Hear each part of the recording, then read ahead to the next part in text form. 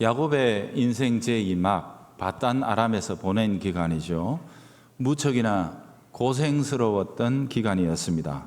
하지만 얻은 게 훨씬 더 컸죠.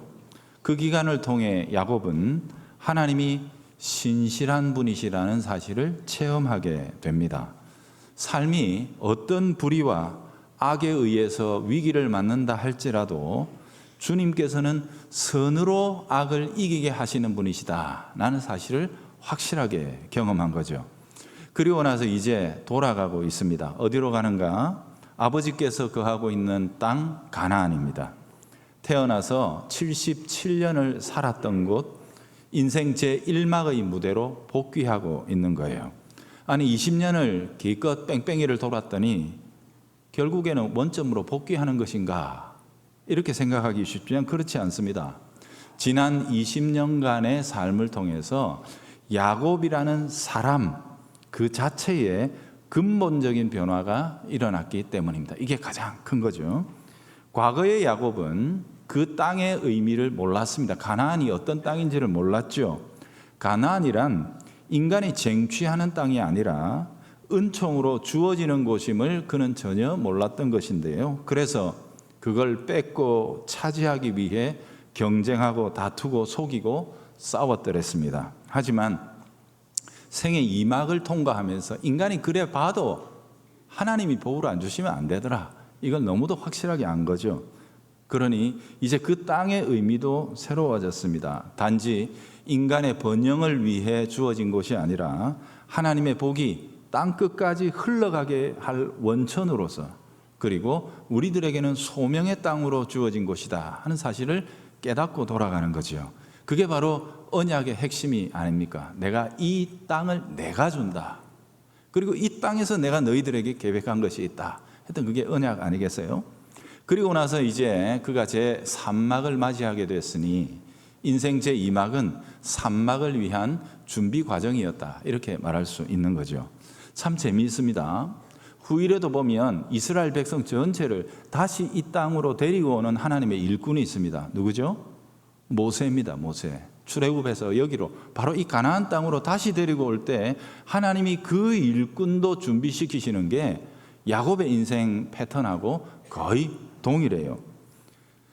하나님 바로의 공주의 아들로서 이미 당대 최상의 문화와 학문과 능력을 통달해 있었던 모세를 그대로 쓰시지 않습니다. 오히려 광야로 몰아내시고는 무려 40년입니다. 야곱은 20년이었죠. 모세는 40년이에요. 40년 동안 그곳에서 아주 처절한 연단을 겪게 하신 다음에 그 결과 우리가 알고 있는 바로 그 사람 모세가 탄생하게 된 것이고, 그러고 난 다음에야 하나님이 그를 애굽으로 보내서 하나님의 일을 하게 하시더라는 거예요. 즉 하나님께서 모세에게 혹은 야곱에게 자기 일꾼들에게 찾으시는 것은 그들이 가진 지위도 아닙니다. 학문도 아닙니다. 능력도 아닙니다. 돈도 아닙니다. 권세도 아닙니다.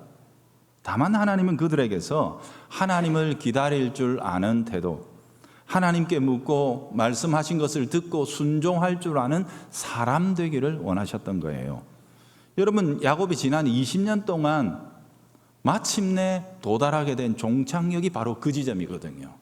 하나님 그렇게 사람을 쓰셔요. 절대로 잊으시면 안 되는 게 뭐냐 하면 하나님의 은혜와 경륜의 궁극적인 목표, 그게 뭐냐? 사람입니다. 사람. 하나님은 우리가 사람, 하나님이 기뻐하시는 어떤 유형의 어떤 인격의 사람 되는 것을 목표로 삼으시지, 우리가 세상에서 외형적으로 뭐 가지는 것, 이런 것, 그걸 자꾸 복이라고 하니까 성경하고 어긋나게 되는 거예요.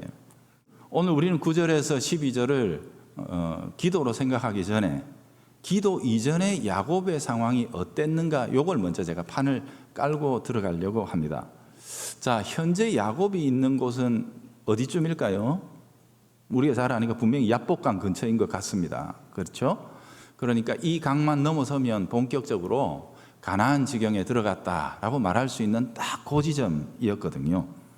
얼마나 그리던 곳입니까? 가슴에 사무치던 고향이 눈앞에 다가왔는데 야곱의 가슴을 짓누르는 짐이 하나가 있었습니다. 그게 뭡니까? 에서였습니다. 아직도 해결되지 않은 원한의 문제입니다. 생각할수록 부끄럽고 후회스럽기만 한 자신의 과거, 허물이죠. 20년 동안 라반이라는 언덕을 아주 힘겹게 넘어왔더니 이제 에서라는 태산이 앞에 떡 가로막고 있는 지경이 지금의 상황입니다. 그런데 사실 어떻게 보면 야곱이 이렇게까지 스트레스 받을 필요가 있나? 이렇게 할 필요까지 없을 것 같은데 싶습니다. 왜죠? 지금 그 땅에 아버지가 살아 계십니다.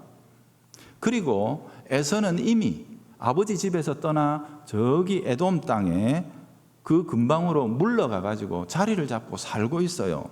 누가 그랬죠? 이삭이 내보낸 겁니다.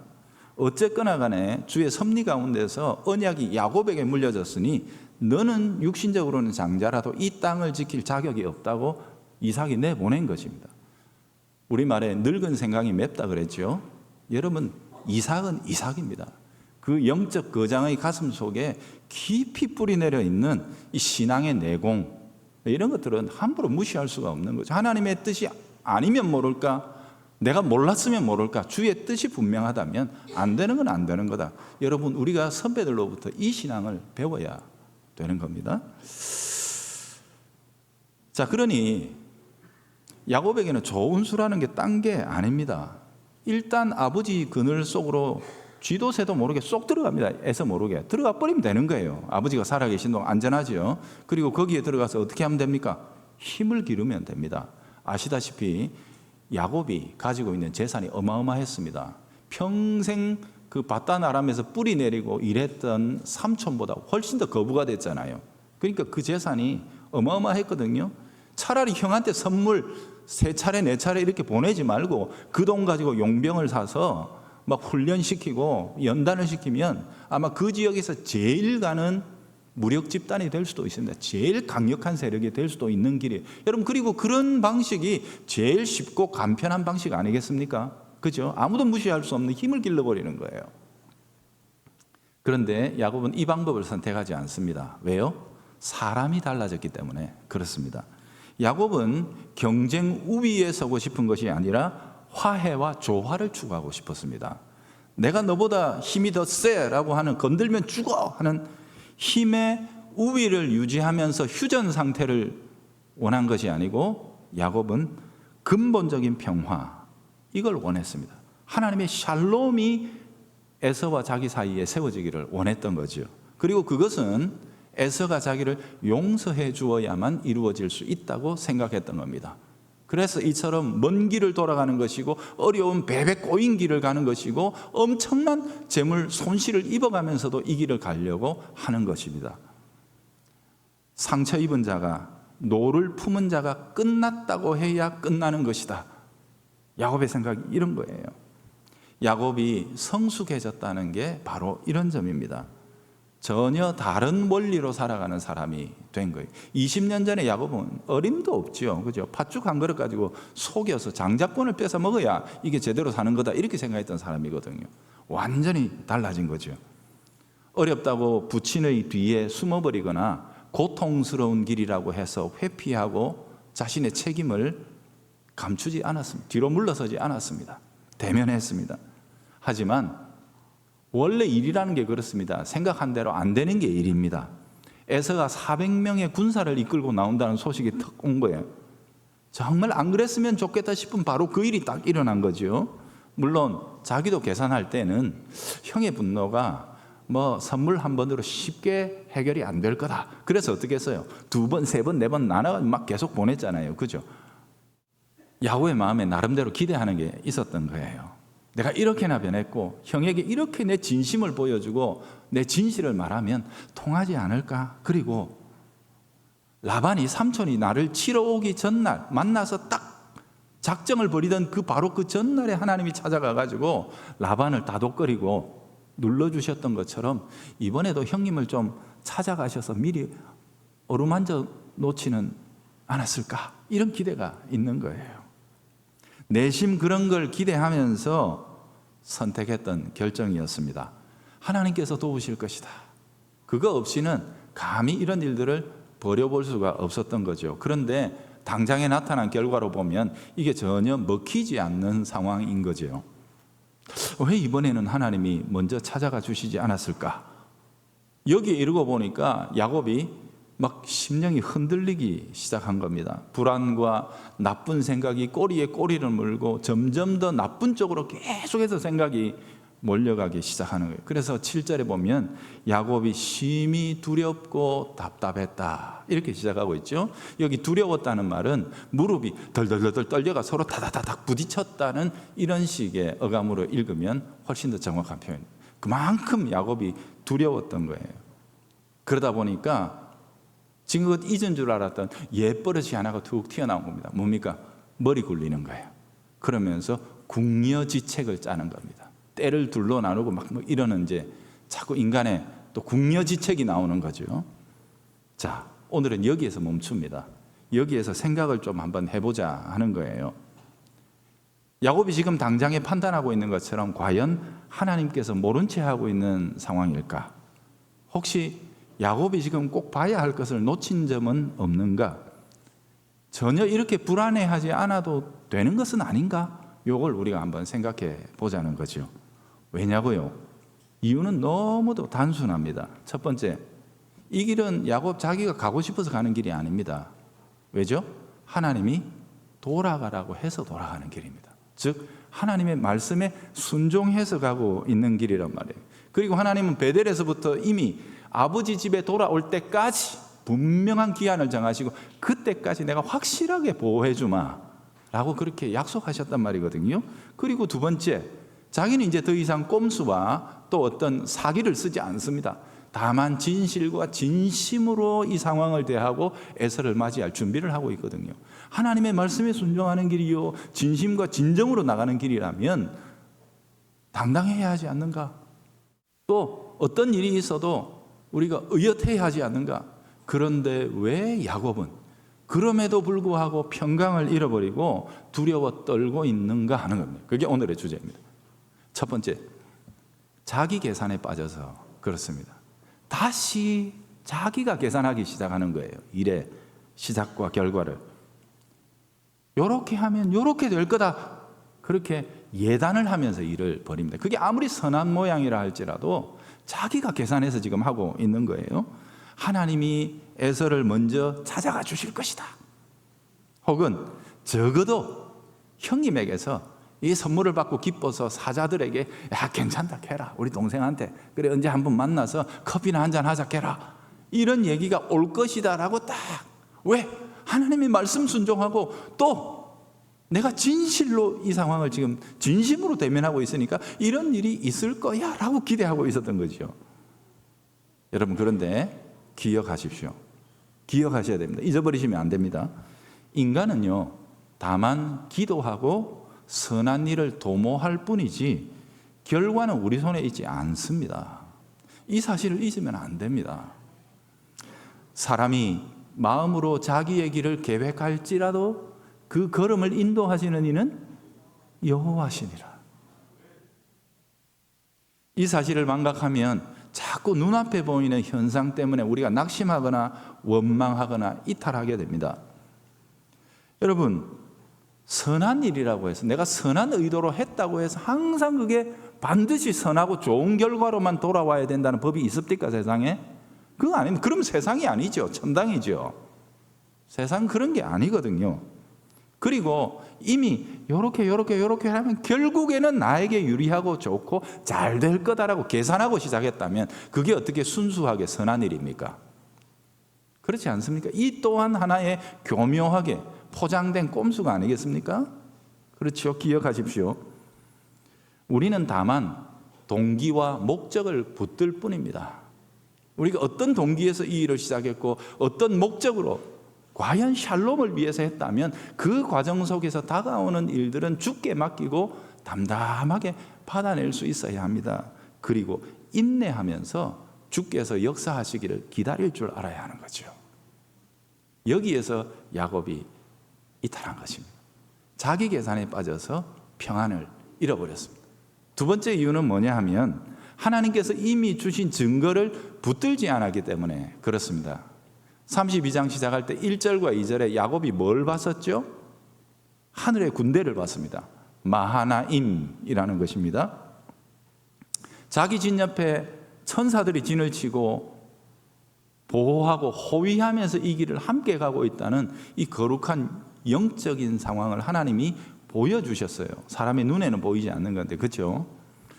이것은 앞으로 에서가 할 행동에 대해서 에서가 어떤 식으로 반응하더라도 두려워하지 말고 다만 하나님의 사람으로서 담담하게 평강 중에 마주하라는 하나님의 예방주사와 같은 것이었어요. 에서의 군대와는 비교조차 불가능한 하나님이 동행하고 하나님의 군대가 함께하고 있으니 두려워하지 말라는 예방주사였거든요. 그런데 야곱은 이 사실을 망각해버린 겁니다. 너무 쉽게 그 일을 흘려버렸던 거예요. 여러분, 또 기억하십시오. 하나님 우리에게 은혜를 주실 때에는요, 그저 잠깐 아이고 고생했으니까 여기 좀 쉬었다 가거라, 마음의 위로는 되나? 그러면서 주시는 영적 위로가 아닙니다. 순간적인 위로가 아니에요. 그 은혜는 붙들고 간직해서 앞으로 다가오는 삶의 어떤 상황 속에서도 적극적으로 적용하면서 그걸 힘으로 삼으라는 하나님의 뜻입니다. 마하나임은 너 라반하고 사느라 고생했다, 결별 기념으로 쫑파티 하면서 야 멋지제, 이렇게 하면서 하나님이 주신 반짝 이벤트가 아닙니다. 앞으로 어떤 상황이 다가올지라도 이것 가지고 담당해 나가라, 이것 가지고 이겨나가라 하고 주시는 하나님의 영적 선물입니다. 영적인 진리였어요. 시편 34편에 보면 이런 얘기가 나옵니다. 여호와의 사자가, 천사죠, 주를 경외하는 자를 둘러 진을 치고 저희를 건지시는도다. 너희는 여호와의 선하심을 맛보아 알라. 그에게 피하는 자는 복이 있도다. 딱 같은 말씀이죠. 열왕기하 6장에 보면 이런 얘기가 나옵니다. 아람 군대가 있어요. 이스라엘의 원수였습니다. 당시에 아람이 훨씬 더 강한 나라였습니다. 근데 이 아람 군대가 약해 보이는 이스라엘을 확 잡아먹으려고 이렇게 이제 군사작전을 계속 벌이는데, 희한하게 일을 벌이면 이스라엘이 뭔지 알고 대비를 세워가지고 자기들이 판판이 깨지게 되는 거예요. 그러니까 아람 왕이 스트레스가 머리 끝까지 올라갔습니다.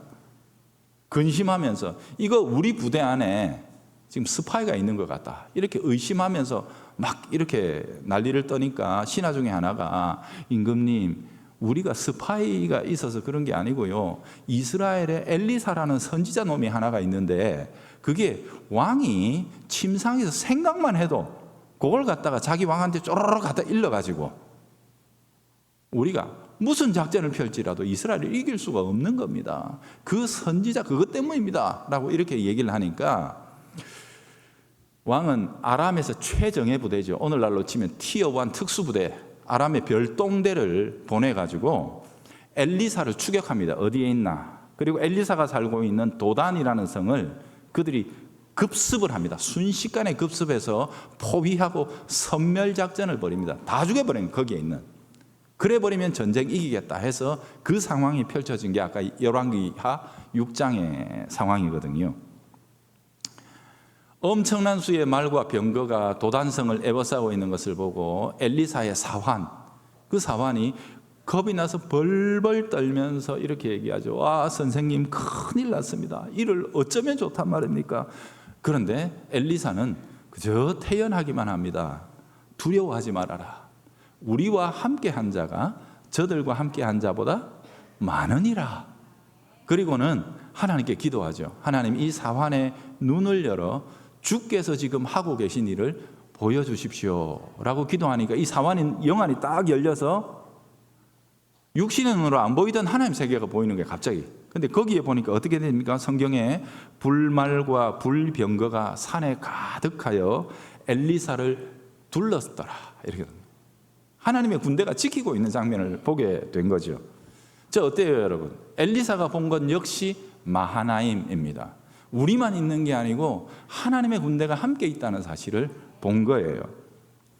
자기의 종을 지키시는 하나님의 신실하심과 열심을 그 자리에서 본 거죠. 자, 그렇다면 여기서 이제 매듭을 지어 봅시다. 엘리사도 야곱도 마하나임을 보았는데 한 사람은 두려워 떨고 다른 한 사람은 어떻게 합니까? 태연합니다. 여유롭습니다. 이 차이가 어디에서 왔냐 하는 겁니다. 엘리사에게는 이게 삶이었습니다. 그러나 야곱에게는 잠깐의 유흥이었습니다. 그 순간에는 경이로웠습니다. 이런 세계가 다 있구나. 우와, 이런 게 다 있구나. 놀랍고 정말 좋았는데 감탄이 흘러나오던 그 장면을 흘려보내버리는 거예요. 그걸 내 삶의 자리에 끌고 와서 내가 살아가는 힘이 되도록 전환하지 못했던 거예요. 9절에서 12절에 나오는 야곱의 기도가 나옵니다. 두렵고 막 불안하니까 막 기도해줘. 그 기도의 내용을 보면 완벽합니다, 여러분. 기도의 내용은 완벽해요. 반복적으로 나오는 단어가 뭡니까? 하나님의 약속과 은총이라는 말입니다. 이거면 사실 전부 아닙니까? 그러나 떨고 있습니다. 머리로는 알고 있는 거예요. 하나님 약속하셨잖아요. 주님 은총을 베푸신다고 하셨잖아요. 제가 그거 알고 있거든요. 그런데 마음은 사정없이 두려워. 아버지 집에 돌아가기까지 보호하신다고 했던 거 지식적으로는 알고 있는데 그 알미 내 삶으로 파고들지 못하는 겁니다.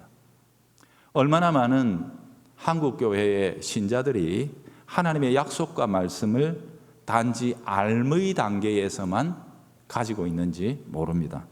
성경 공부도 많이 합니다. 연구도 많이 하지요.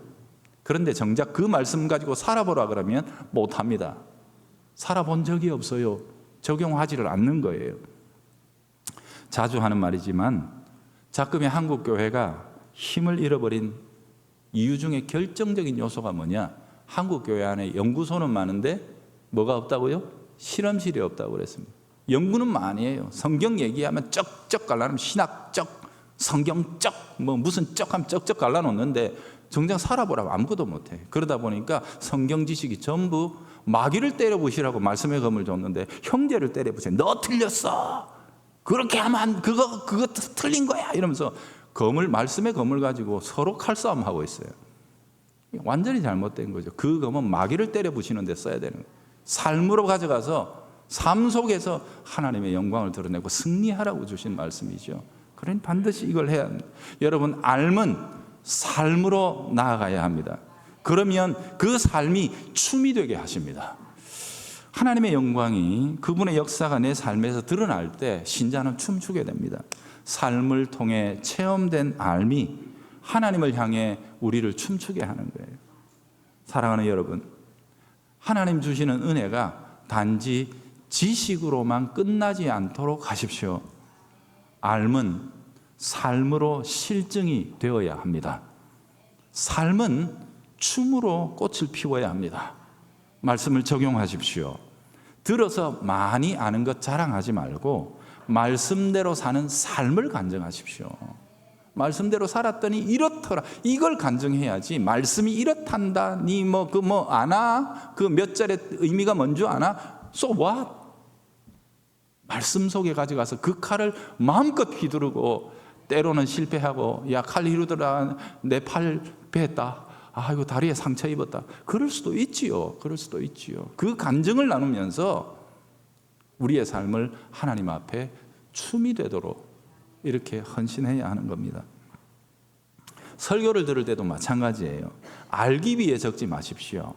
이 본문은 1, 2, 이런 거 여러분 적지 마시면, 좀 적는 건 나무라는 건 아닌데 적으시더라도 제일 중요한 거 빨간색으로 기록해야 될 것은 내가 이번 주에는 말씀이 이러니까 반드시 요거는 해볼 거다. 내 삶에 보니까 요거는 꼭 해야 되겠어. 그러면서 그렇게 살려고 적어놓은 것을 가지고 일주일 내내 나를 점검하는 겁니다. 하나님 말씀 속에서 이렇게 살라는 감동을 내게 주셨는데 나는 그거 가지고 살았나 못 살았나? 못 살았으면 왜 못 살았나? 살았는데 열매가 있으면 요거는 기록하고 공식으로 적어놔야 되겠다. 이런 식으로 우리의 삶이 말씀에 의해 길들여지고 그 삶은 하나님의 은혜 속에서 춤으로 우리에게서 승화되는 거죠. 매듭을 짓겠습니다. 야곱은 은혜 아래서 변화와 성숙을 향해 나갑니다. 새로운 수준이 됐다기보다는 새로운 방향을 선택한 겁니다. 이제 나는 주님 말씀대로, 주님 은혜대로 살아가리라. 이거 선택하고 인생 제3막을 시작합니다. 수많은 시행착오가 펼쳐지겠지요. 실패도 있겠지요. 그러나 확신하고 또 우리가 알고 있는 게 있습니다. 그게 뭐죠? 합력하여 선을 이루신다. 과정은 나는 몰라. 그러나 결론은 안다. 하나님은 반드시 선으로 가게 하신다. 이게 우리 하나님의 은혜다. 이 사실을 믿으면서 이번 한 주간에도 어떤 형편에 있든지 어떤 상황 가운데 있든지 하나님의 은혜를 믿고 담대하고 당당하고 어려움 가운데서도 당황하지 말고 기쁨으로 찬송하며 승리하는 우리 성도들 되시기를 바랍니다.